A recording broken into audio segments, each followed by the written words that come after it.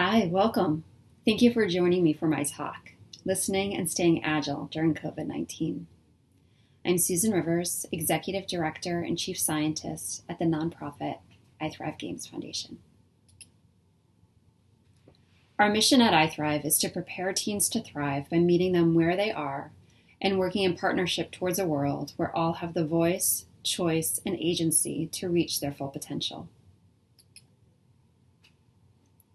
We do this by blending immersive technology, rich academic content, and social-emotional development so that all teens have access to the high-quality, relevant, and engaging experiences they need to thrive.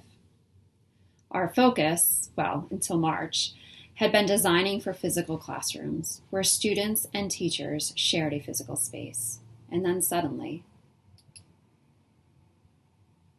over 1 billion students around the world were out of school due to COVID-19. In the face of these unprecedented distance learning needs, how would we change our strategy, and what would it be? Well, many of the key components are very much the same. We start with our understanding of the teen brain. The science of the teen brain is still relatively new, only 20 or so years old, and it's continuing to emerge. The teen years are a period of astonishing growth and potential and vulnerability and opportunity. This time, leading up to adulthood, is one of brain fine-tuning.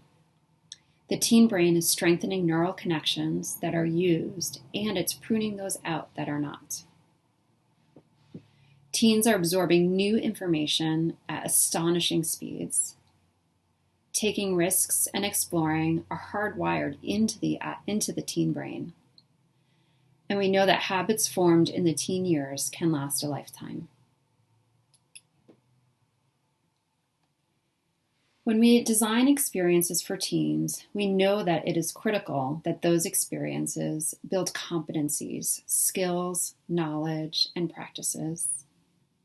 We know it's critical that those experiences support teens in their work of understanding who they are and integrating their identity across their personal and social roles. And we know that it is critical that those experiences give teens agency, growing their sense of influence over the world and their life path. Critical competencies that we design for are social and emotional skills.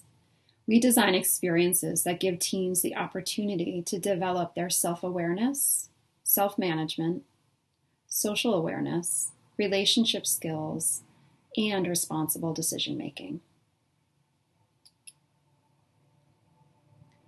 These design tenets are the foundation to our products, and through those products, we hope that students forge deeper connections with each other, with their teachers, with their parents, and with their learning, and that students develop perspective on the big questions of life, learning to make decisions and take actions for the betterment of the world, while understanding their own individual contributions. Let's take a look at the iThrive curriculum. In our game-based units, we marry compelling games that are commercially available, high school English language learning arts standards, social and emotional learning, and of course, our understanding of the teen brain.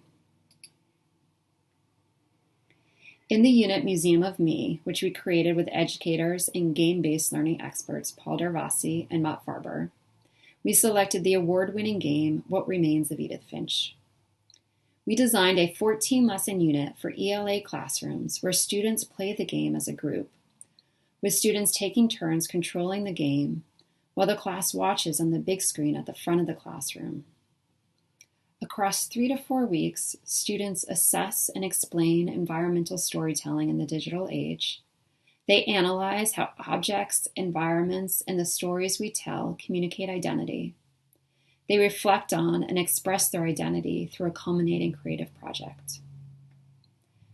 The Museum of Me unit, discussions, gameplay, and activities were designed with the constraints of the physical classroom in mind, and how meaningful connections between students are made while sharing physical space. With many of our teachers in the middle of their unit, when schools suddenly shut down in March, we needed to adapt the design to meet the new constraints of distance learning. Working with our educators and students, we devised a set of remote learning adjustments, including a how-to guide for supporting emotionally responsive, teen-centered online connection, multiple options for interacting and completing assignments. We made sure that all assignments were compatible with Google Docs in the education interface. And we created a blended or flipped learning model that used individual gameplay and whole group discussion. Now, to rapidly test how these adjustments would work, knowing that across a 14 lesson unit, it would be hard to do that, we collaborated with education students at Harvard Graduate School of Education to design Sam's Journey, a game-based ELA unit that uses the award-winning game A Normal Lost Phone. This is a much shorter unit, just 3 class periods, and it allowed to test our distance learning adjustments quickly. In this 3-day unit, students analyze and create nonlinear narratives. They build empathy for marginalized experiences, and they explore how digital communication tools convey and conceal identity. We found that the distance learning adjustments worked.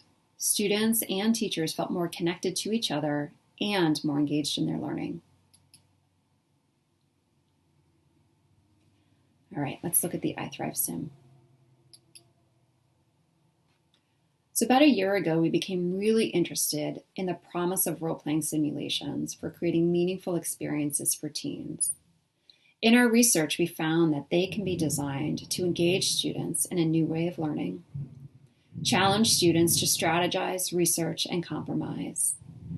We found that they create high-energy collaborative experiences that make lasting memories. We know that they can spark a deep love of learning about the world and about academic content. We know that they can be designed to inspire civic participation and that they can embed social and emotional learning authentically and meaningfully. The iThrive Sim approach to role-playing simulations is based on the award-winning, site-based role-playing simulation, the Situation Room Experience, which is housed at the Reagan Presidential Library Museum in California. We worked with the creators of the Situation Room to design a set of role-playing experiences that teachers and students could use in their classrooms anywhere in the country. We built a robust digital web-based platform to run the role-playing simulations. It's important to note that the technology is just one component of the experience. Students interacting with each other face-to-face in real time is where the real action is. Students use the information provided by the web-based platform to negotiate and compromise with each other. Students lead discussions, applying and extending knowledge, practicing and building their social and emotional skills. Our first scenario was constitutional crisis. It was designed for 18 to 40 players interacting in person in the same space.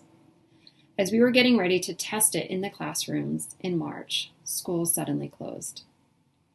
So we took our scenario and tested its feasibility using video conferencing. But the interactions that needed to happen across that many players proved too much for remote play. So we focused on the constraints of distance learning and designed a new scenario that built the remote nature of the interactions into its storyline. Lives in Balance is an iThrive Sim scenario created in response to the COVID-19 pandemic.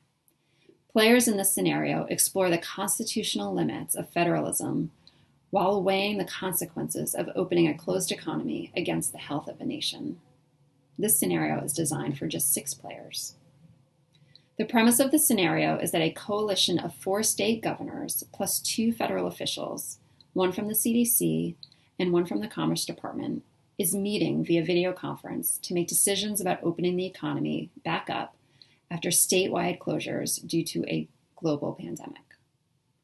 So teachers who have larger classrooms set this up so that 6 groups of 6 players play either at the same time or at different times. Here you can see how players split their screen to interact both with the platform and with each other using Zoom or another video conference service. And here's a glimpse of the platform.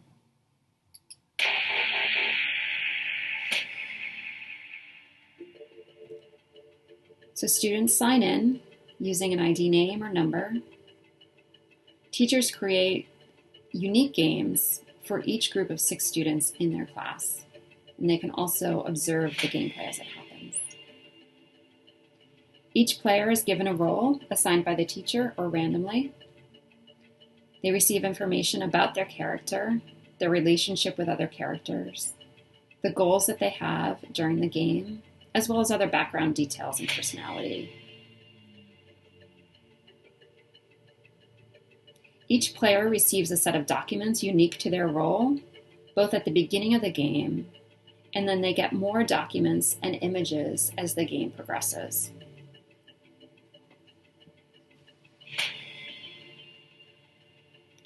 There's a function within the game platform where they can take notes.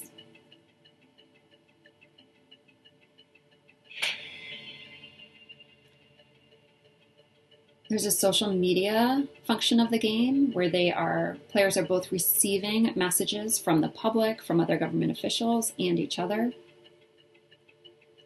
They can post messages to social media.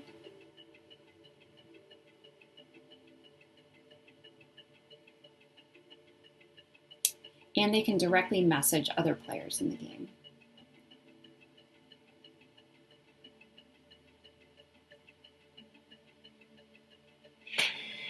And remember, this whole time that they're receiving this information, they're also interacting with each other in the meeting. They receive breaking news stories throughout. They receive pop-ups that pull their attention in to look at the news or give them guidance on how to interact with the interface and with each other.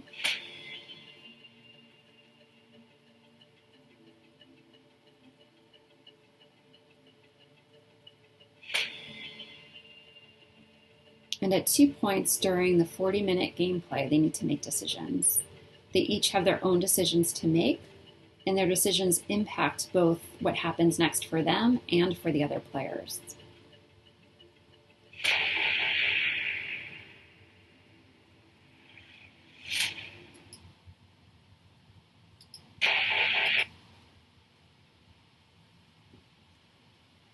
We've play tested this so far with over 100 students and their teachers, and so far the data are promising. Students have told us that it's a great activity to put the outbreak into perspective and to put you into a situation where you're forced to think outside of the box. I realized one student said that there's not really a right choice, just a smart move. And another student told us that this is the best learning experience they've had all quarantine, hands down. Teachers have told us that it's exactly what they're looking for in their classroom, structured debate. One teacher told us that they haven't seen that kind of fire very often in kids, as they saw during the role play. One told us that the sim created an opportunity for kids to get out of tunnel vision, narrow perspective, and reevaluate their own reasoning. Another said, "It's amazing. I saw firsthand how effective it was at engaging students and how great it was at collaboration." We plan to make the platform and educator training on it available to teachers across the country this fall. And to learn more about the iThrive Sim, the iThrive curriculum, and our other offerings, we invite you to visit us in the Games for Change marketplace and contact us directly if you're interested in piloting any of our products. They are free to teachers. We hope to hear from you, and thanks again for spending this part of the festival with me. Please stay safe and enjoy the summer.